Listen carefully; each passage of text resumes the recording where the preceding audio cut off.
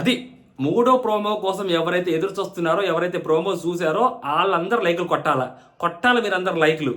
మామూలు కూడా కాదు, దద్దరిల్లిపోవాలి. ఎన్ని లైకులు కొడతారనేది మీ ఊహకే వదిలేస్తున్నా. అన్ని లైకులు కొట్టండి. టార్గెట్లు ఇచ్చే అంత పెద్ద ఛానల్ కాదు కాబట్టి సో లైకులు అయితే కొట్టండి. అండ్ పొద్దున్నుంచి 4 వీడియోలు చేశాను. కమర్షియల్ ఆస్పెక్ట్లో లైకులు కొట్టండి, సబ్స్క్రైబులు చేసుకోండి, ఇవి అని అడిగి ఎమోషనల్ ఆస్పెక్ట్లో అసలు దీపావళి శుభాకాంక్షలు కూడా చెప్పలేదు. I'm very sorry for that. So మీకు, మీ కుటుంబ సభ్యులందరికీ దీపావళి శుభాకాంక్షలు. సో మొదటి తప్పుగా క్షమించండి, చిన్నపిల్లండి. మూడో ప్రోమో గురించి మాట్లాడుకుందాం. కొంతమంది మనుషులకి మాటల్లో బలం ఉంటుంది, కొంతమంది మనుషులకి చేతల్లో బలం ఉంటుంది. ఎవరో కొంతమందికి మాటల్లోనూ చేతల్లోనూ బలం ఉంటుంది. సో తనూజ అనే అమ్మాయికి మాటల్లో బలం ఉంది. ఆ అమ్మాయి బలమే ఆ అమ్మాయి మాటలు, ఆ అమ్మాయి బలమే ఆ అమ్మాయి వాయిస్, ఆ అమ్మాయి బలమే ఆ అమ్మాయి షార్ప్నెస్. సో అది ఈ ప్రోమోలో ఎంతవరకు కనిపించింది అనేది మాట్లాడుకుందాం. సో కళ్యాణ్ చెప్పిన పాయింట్ సో వర్సెస్ సాయి అంత పెద్ద నామినేషన్ ఏం కాదు. అండ్ లైవ్లో కూడా సాయి ఏం మాట్లాడుతున్నా అనేది సాయికి అర్థం కావట్లేదు. అంత క్లారిటీ ఎక్కడ కనిపించట్లేదు నాకు. నామినేషన్ చేయాలి అన్న తపనైతే కనిపిస్తుంది కానీ సాయిలో ఆ పాయింట్స్ అయితే కనిపించట్లేదు. సో ఏంటనేది మాట్లాడుకుందాం. సంజన గారు సమ్వేర్ ఎక్కడో డౌన్ అవుతున్నారేమో అని అనిపిస్తూ ఉంది. సంజన గారి టార్గెట్ అనవసరంగా మార్చుకుంటున్నారేమో అని అనిపిస్తుంది. అండ్ చాలామందికి ఇంకొకటి, తనూజ విషయం అవ్వచ్చు, కళ్యాణ్ విషయం అవ్వచ్చు. ఫస్ట్ తనూజ విషయం మాట్లాడుకుందాం. చప్పట్ల గురించి మాధురి గారు మాట్లాడారు కదా, మరి మాధురి గారిని నామినేట్ చేసే దమ్ము లేదంటే సో ఒకటే ఇచ్చారు, సో నామినేట్ చేయలేరు. అండ్ కళ్యాణ్కి కూడా ఒకటే ఇచ్చారు, మేబీ రమ్య నామినేట్ చేయలేరు. సో కళ్యాణ్కి 2 ఇచ్చినా కూడా నామినేట్ చేయలేరు, అది పక్కన పెడితే. సో తనూజకు ఒకటే ఇచ్చారు.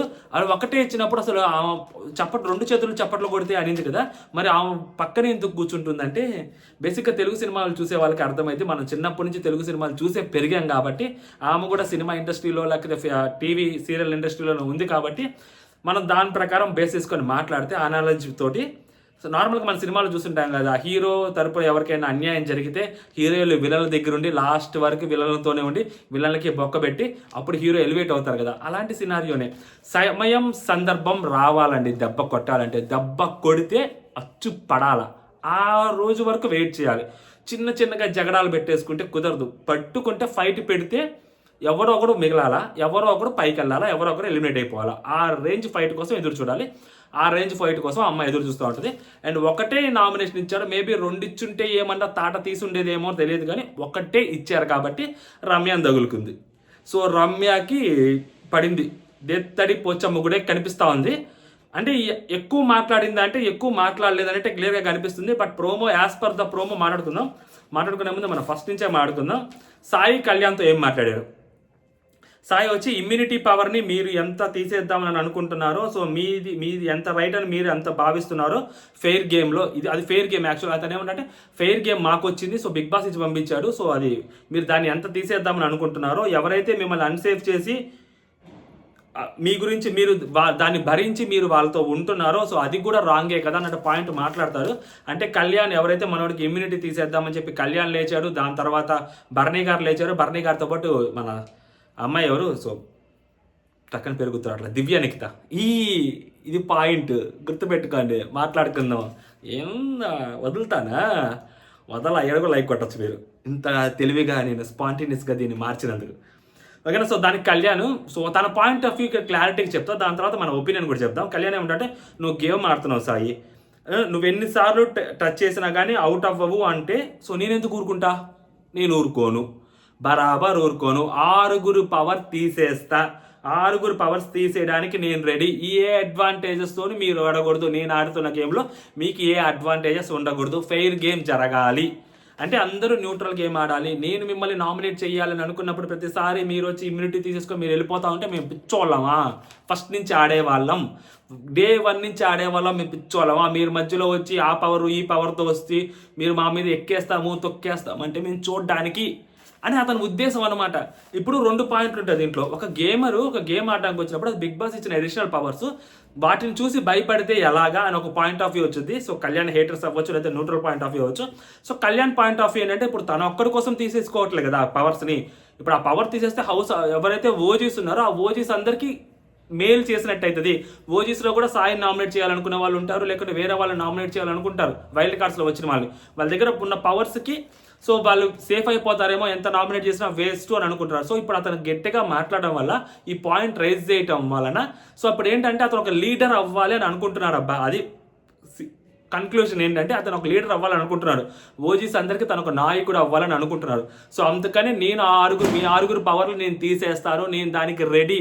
సో ఆరుగురు పవర్లు తీస్తే తనకు ఒక్కడికే కాదు అడ్వాంటేజ్, మిగిలిన ఉన్న హౌస్ మేట్స్ అందరికీ అడ్వాంటేజేగా, ఆల్రెడీ ఓల్డ్ కంటెస్టెంట్స్కి. అదన్నమాట point of view.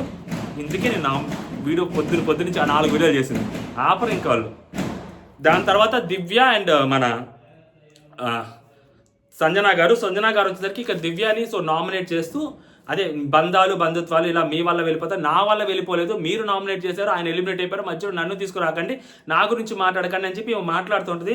Maybe nomination కొంచెం పెద్ద అయిందో లేకపోతే లూప్లో అదే మాట్లాడుతుందో తెలియదు కానీ. సో శ్రీజ 2.0 అంటే శ్రీజ 2.0 కాదు, దివ్య నిఖిత వేలమూరి. గుర్తుపెట్టుకోండి దివ్య నిఖిత వేలమూరి అంటే అంత పెద్ద గుర్తుండే పేరేం కాదులే నీది అని చెప్పి సంజన గారు అన్నారు.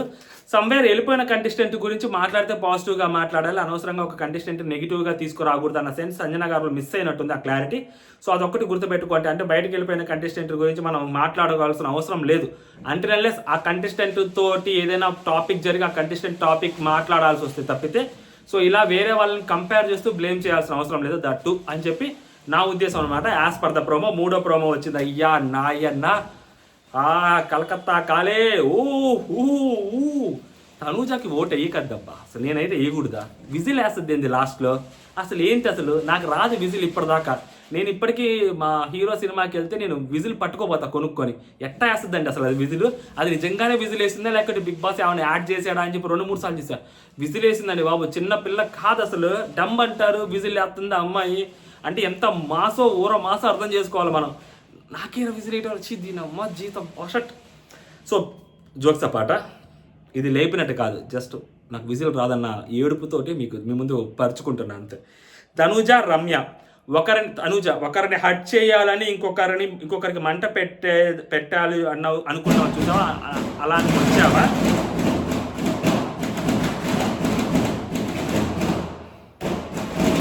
ఇంకొకరికి చెప్పే ముందు నీ గేమ్ ఏంటో నువ్వు తెలుసుకో. అంటే ఒకరిని నువ్వు కావాలని టార్గెట్ చేయడం కోసం ఇంకొకరిని మంట పెడుతున్నావు చూస్తే ఇది వీళ్ళిద్దరికే కాదు, డెమోన్కి అండ్ రితుకు కూడా వర్తిస్తుంది అనమాట.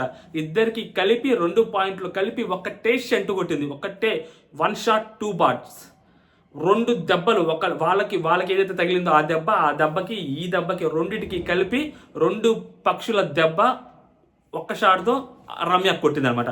నార్మల్గా 1 షాట్ 2 బార్స్ అంటారు, ఇక్కడ 2 బార్స్ కలిపి ఒక షాట్ కొడితే ఎలా ఉంటుందో అలా కొట్టింది అనమాట రమ్యకి దెబ్బ. సో రమ్య నెక్స్ట్ అమ్మ ఫేక్ పిల్ల నీలా నేను ఉండలేను, ఇది పాయింట్. యాక్చువల్లీ ఇది పాయింట్. ఫేక్ పిల్ల అని చెప్పి ఇంతక సెకండ్ ప్రోమోలో కూడా ఉంది, నువ్వు ఇలా ఫేక్ ఉండలేను అని. ఆ ఫేక్ ఏంటనేది తెలియాలి, ఎవరు ఫేక్ ఉన్నారు ఏంటి అనేది క్లారిటీ రావాలి.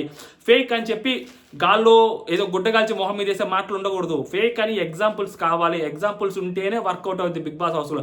గుడ్డగాల్చి మొహం మీద వేసేద్దామంటే కుదరని పని కదా బిగ్ బాస్ హౌస్లో. ఆబ్వియస్లీ సింపతి క్రియేట్ అయింది. ఆ ఫేక్ అని ఏమనిందో తెలియాలి. సో దానికి తనూజ నాలా నువ్వు ఉండలేవు, నీలా నేను ఉండలే అంటే ఆమె ఏమంటది, అమ్మ ఫేక్ పిల్ల నీలా నేను ఉండలేనంటే నాలా నువ్వు ఉండలేవు అని అమ్మాయి అంటది అనమాట. సో దానికి రమ్య బాండింగ్స్ పెంచుకోవడానికి రాలేదు నేను, ఒకరు వెళ్ళిపోయారు ఇంకొకరు తగులుకున్నావు అంటే. సో నాన్న వెళ్ళిపోయాడు, అమ్మ నీవంటుంది. బేసిక్గా ఆయనే వెళ్ళిపోయాడంటే ఈమె ఒక లెక్క. బేసిక్గా చప్పట్లు కొడితే 2 చేతులు కలిస్తే కానీ చప్పట్లు మోగం అనేది చాలా పెద్ద మాట. బట్ దానికి ఒక కన్సాలిడేటెడ్ ఎవిడెన్స్ లేదు. వేరే ఒక పర్సన్ అంటే ఆ పర్సన్ ఇనిషియేట్ తీసుకుంటే దాని తర్వాత అవన్న మాట అది. ఓకేనా? దానికి అదే చెప్తున్నా, నిన్న కూడా అదే చెప్పాను వీడియోలో చాలా క్లారిటీగా. చాలామంది పాయింట్ రేజ్ చేస్తారని కూడా తెలుసు. బట్ ఇక్కడ అన్ఫార్చునేట్లీ ఒకటే వచ్చింది కానీ నామినేట్ చేసేదానికి 2 వచ్చినా కూడా ఇదే మాట అంటారు, అమ్మాయి చేస్తుండేది కదా. ఎందుకంటే అక్కడికి పిలిచి ఆమె వర్షన్ వెళ్ళలేదు, మాధురి గారి వర్షన్. బిగ్ బాస్ అదే చేసిన పెద్ద తప్పు. మాధురి గారిని కానీ కన్ఫెషన్ రూమ్లోకి పిలిచుంటే ఈరోజు వేరేలాగుండే సిట్యువేషన్.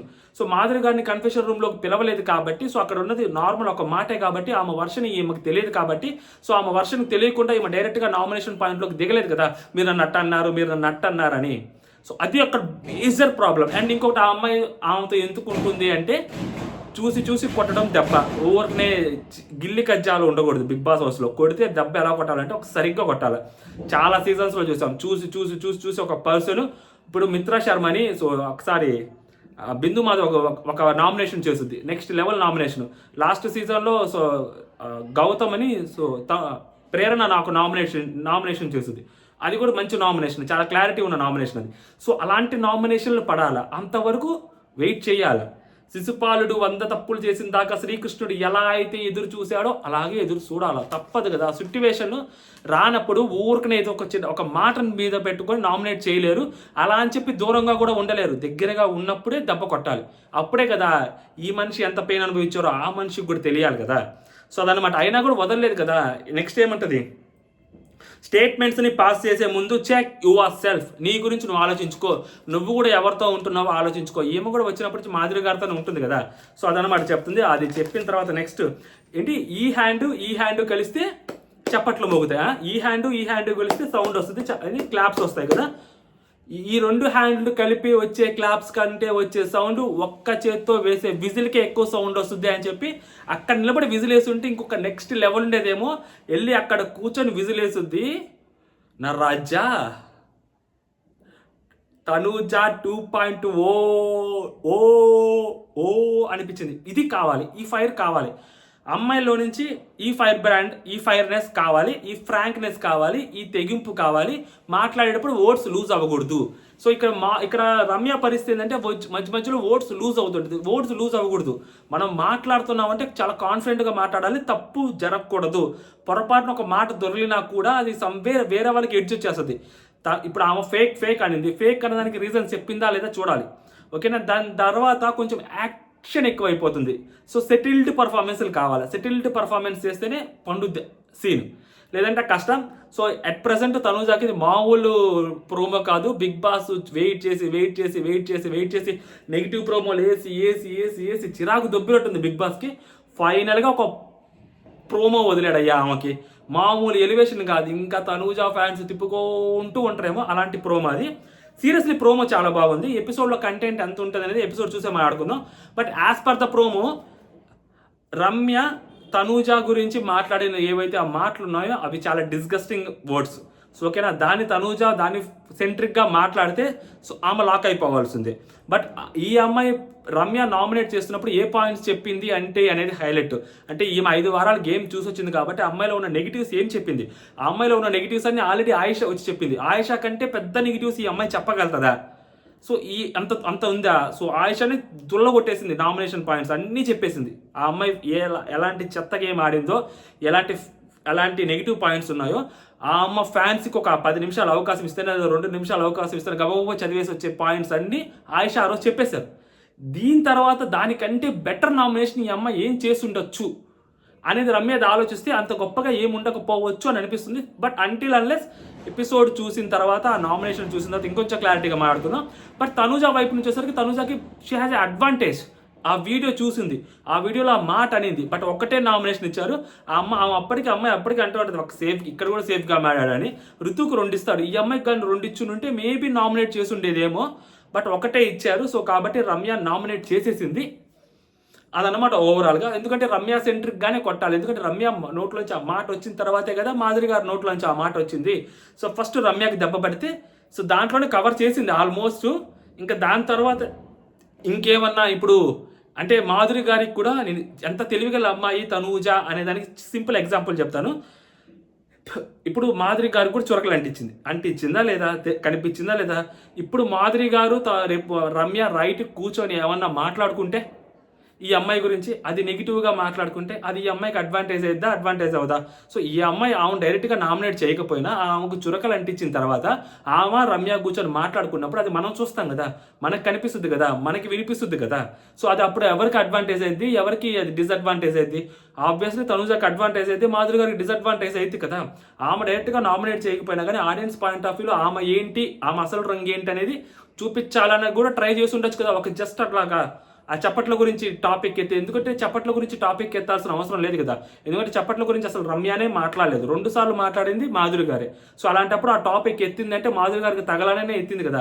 సో తగిలిందంటే మాధురి గారు నైట్కి డిస్కషన్ పెడతారు కదా. డిస్కషన్ పెడితే అప్పుడు తనూజా గురించి నెగిటివ్ మాట్లాడతారా పాజిటివ్ మాట్లాడతారా తెలుస్తుంది కదా. తెలిసినప్పుడు ఆడియన్స్ డిసైడ్ చేసుకుంటారు కదా. అదే చెప్తుంది, క్లారిటీ ఆఫ్ థాట్ ఉంది అమ్మాయికి, అర్థం చేసుకోండి అని నా ఒపీనియన్ అనమాట, నా విన్నపం. అంటే లైక్ విన్నపం అంటే మళ్ళీ ఇది వేరేలా వెళ్ళిపోతుంది. దీని అమ్మాయి కష్టాలు ఎందుకురా, ఇది నా రివ్యూ, నా ఒపీనియన్, అదనమాట సంగతి. ఓకేనా, ఎక్స్ట్రాలు ఎక్కువ ఇది అనమాట సంగతి. సో మీకేమనిపించింది మీరు కామెంట్ చేయండి. లాస్ట్ వరకు చూసింటే మాత్రం లైక్ చేయండి. విజిల్ రాలేదు నాకు, విజిల్ నేర్చుకొని మళ్ళీ వస్తా. నెక్స్ట్ ఎపిసోడ్ లోపల ట్రై చేస్తా, నెక్స్ట్ సీజన్ లోపల మళ్ళీ ట్రై చేస్తా. అంటే జై హింద్.